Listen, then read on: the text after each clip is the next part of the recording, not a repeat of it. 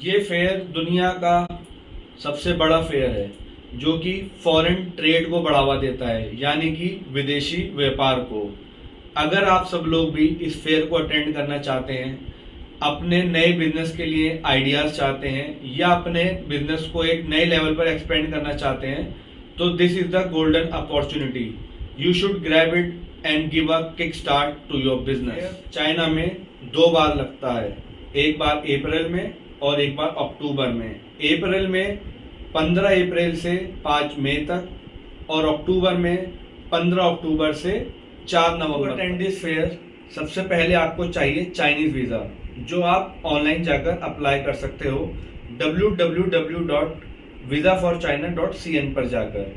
वहां पर जाकर आपको एक लॉगिन आईडी बनानी है and you can start filling up your form and submit it.